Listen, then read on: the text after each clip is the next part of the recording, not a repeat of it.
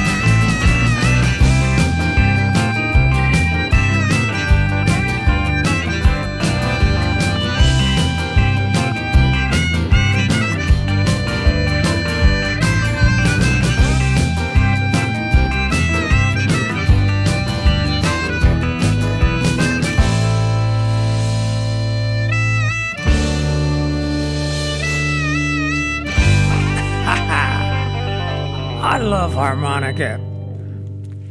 It's got to be the easiest instrument to play.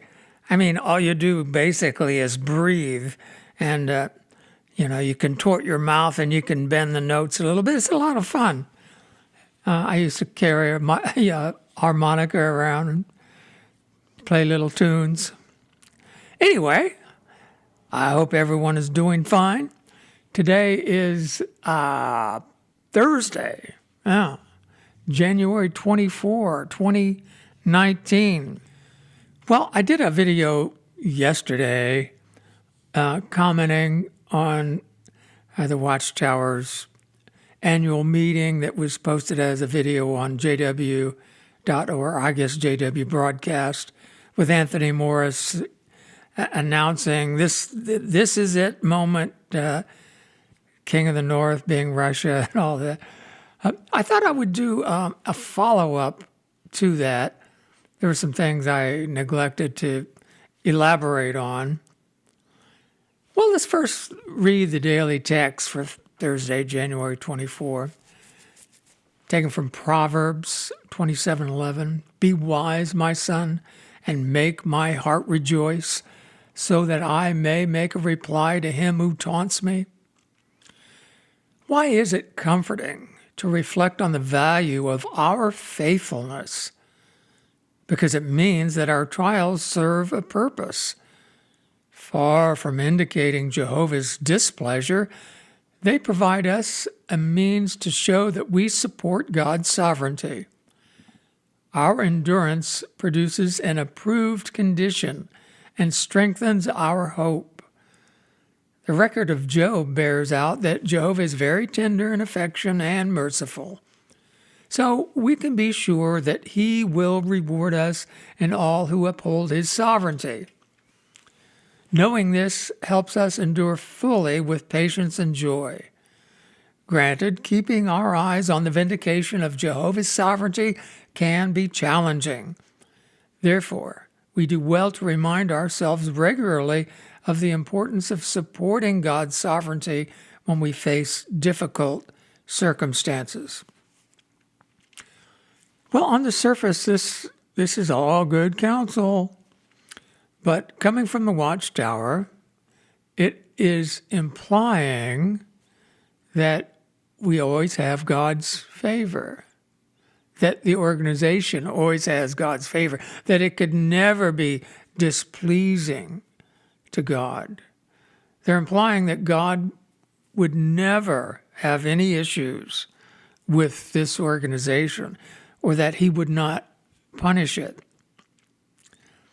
Whereas in the past, God has brought punishment upon those who bore his name, who were considered his people, who were in a covenant with him. And all you have to do is read the history of Israel and Judah. And God had many occasions when he brought very stern punishment for their idolatry, their unfaithfulness. But here the Watchtower is implying that God would never have any sort of issues with us, just as long as we follow the program, we're all good. And isn't that exactly what the prophets impute to the leadership today? That there is peace with God, that he's happy. The Apostle Paul said that whomever God loves, he disciplines. For what son is it that has not been disciplined by his earthly father? And Paul said, why shouldn't we therefore subject ourselves to our heavenly Father and live? So God has always demonstrated that he is this Father who disciplines his earthly children for their own good, and sometimes that discipline is very painful. And all the prophecies point to something extremely painful, the destruction of Christianity, basically. And then we'll see who upholds God's sovereignty, right? That's what Jesus was talking about in his discussion on the time of the end, the conclusion. Jerusalem will be trampled upon, and Christians will have to take life-saving action. Let the man in the field not come back to the house. Let the man on the rooftop not go in and get his garment, whatever. So the Watchtower doesn't speak about those things, but I do. That's my job as a watchman. As I mentioned, I wanted to follow up on some things that Anthony Morris said, Brother Morris, in his comments. He said that, of course, Russia is the king of the North, that it is involved in electronic espionage, and that it has fluttered over. And he mentioned that Russia and her allies, her unnamed allies, were conducting the largest ever war games, largest since the dissolution of the USSR. And all of that is true, but he neglects to point out that as far as electronic war games, do you really believe that the United States and its allies are not involved in that very thing? Some years ago, Israel admitted to injecting this virus into the Iranian defense system to sabotage their nuclear project. This kind of stuff goes on all the time.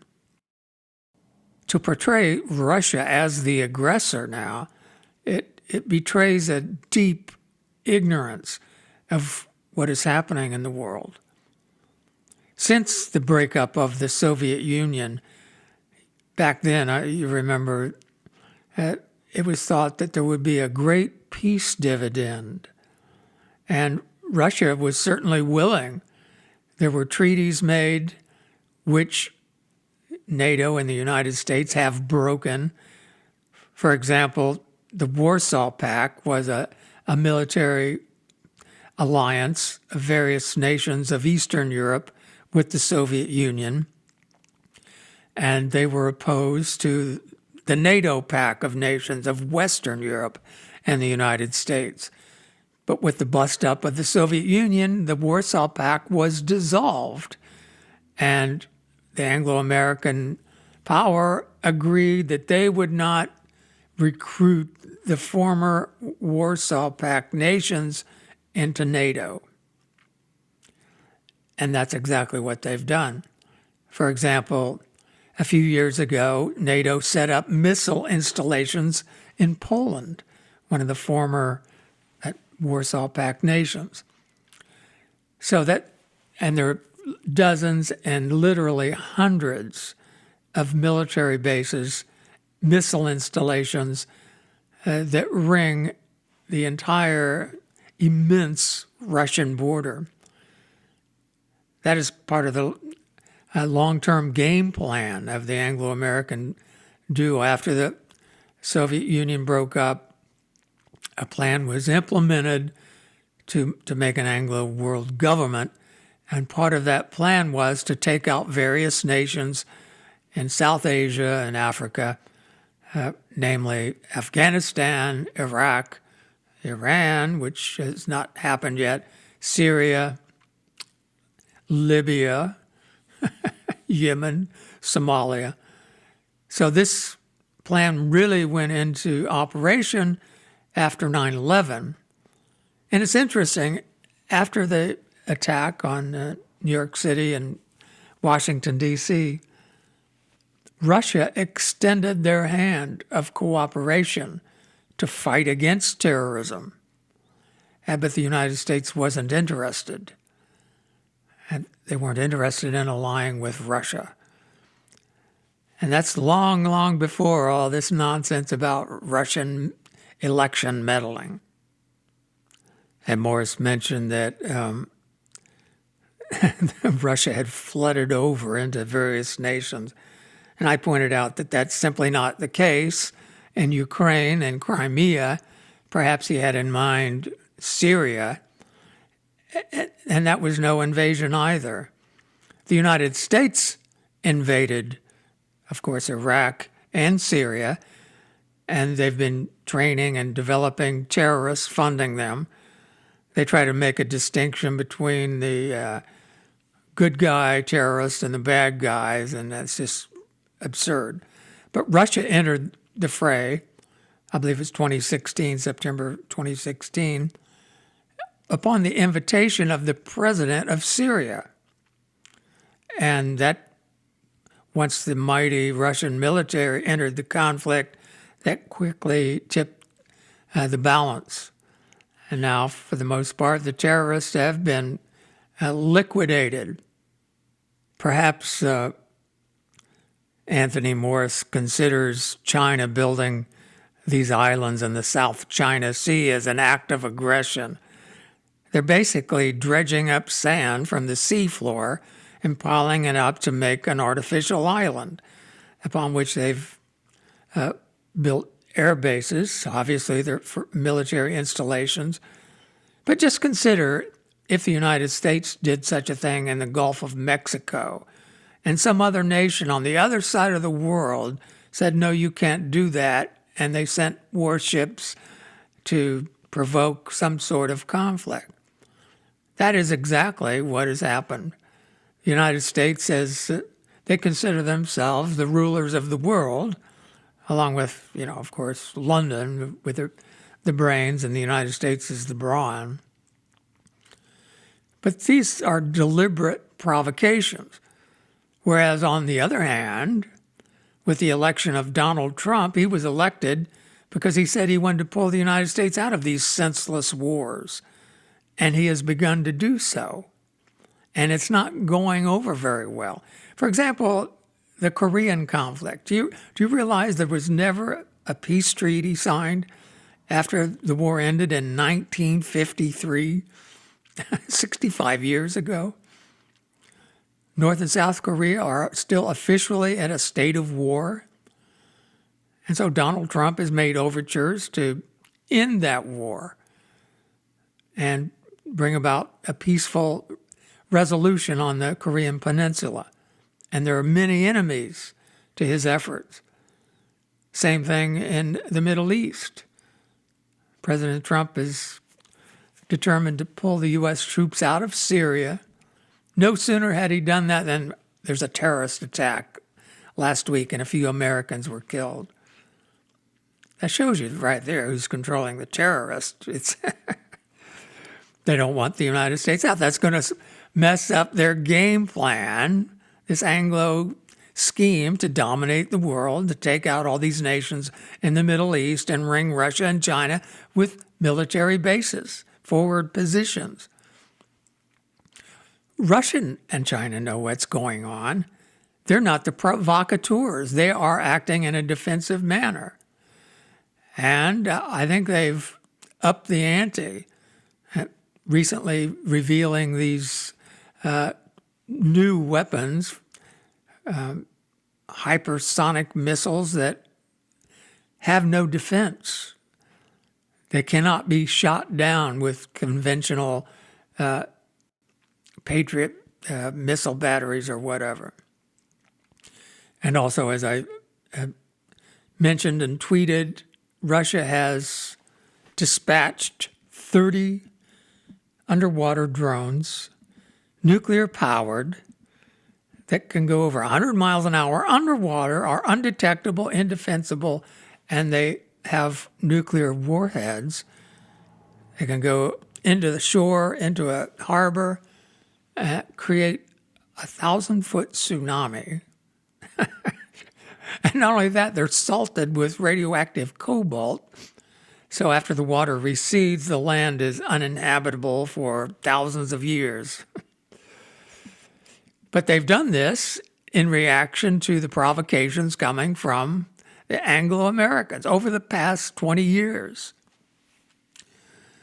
So, but I think that the pushing is evident coming from the British establishment against President Trump and his desire to untangle the United States from this British scheme to dominate the world.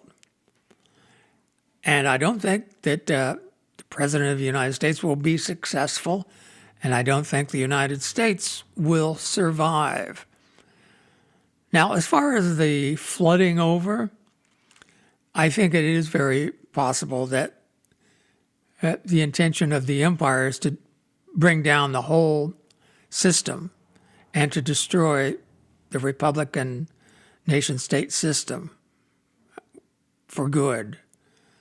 And using these forces of China and Russia and Iran to flood over Europe, the United States, and to, from the ashes of that mess, set up a new empire, one completely devoid of any trace of democracy or what we call republicanism. It seems so transparent to me that the British are behind all of this Russiagate.